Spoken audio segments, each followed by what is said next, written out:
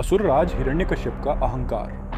प्राचीन काल में एक पराक्रमी असुरराज हिरण्यकश्यप ने घोर तपस्या कर ब्रह्मा जी से वरदान प्राप्त किया था कि उसे कोई देव, दानव, मानव, पशु या पक्षी न मार सके। न दिन में, न रात में, न घर के अंदर, न बाहर, न अस्त्र से, न शस्त्र से।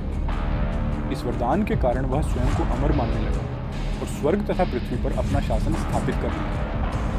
उसने सभी को अपने अलावा किसी और देवता की पूजा करने से मना कर दिया, परंतु उसका ही पुत्र प्रहलाद भगवान विष्णु का परम भक्त था। यह देखकर हिरण्यकश्यप अत्यंत क्रोधित हो गया। प्रहलाद ने अपने पिता के आदेश को मानने से इनकार कर दिया और खुलेआम भगवान विष्णु की भक्ति करने लगा। यह देखकर हिरण्यकश्यप का क्रोध और बढ़ गया। उसने अपने सैनिकों को आदेश दिया कि वे प्रहलाद को बंदी बना लें और उसे मृत्यु दंड दें। प्रहलाद को कई तरह की यातनाएं दी गईं। कभी उसे ऊंचे पहाड़ से गिराया गया, कभी विषैले सांपों के बीच फेंका गया, कभी उबलते तेल में डाला गया, परंतु हर बार भगवान विष्णु की कृपा से वह बच जाता।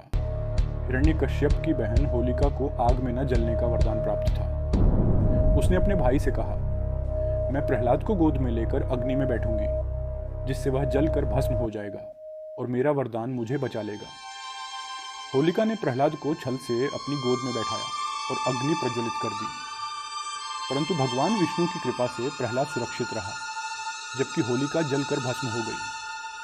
उसका वरदान केवल तभी प्रभावी था जब वह अकेले आग में बैठती, लेकिन उसने इस शक्ति का दुरुपयोग किया, जिसके कारण वह स्वयं ही नष्ट हो गई। होलिका दहन के बाद भी हिरण्यकश्यप का अहंकार कम नहीं हुआ। उसने अपने पुत्र से पूछा, क्या तेरा विष्णु हर जगह है?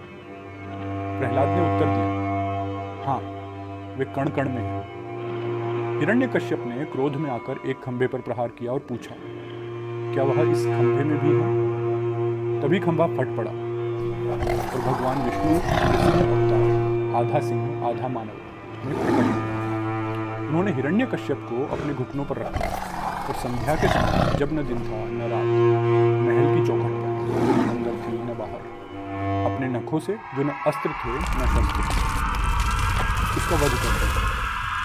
होलिका के जलने और हिरण्यकश्यप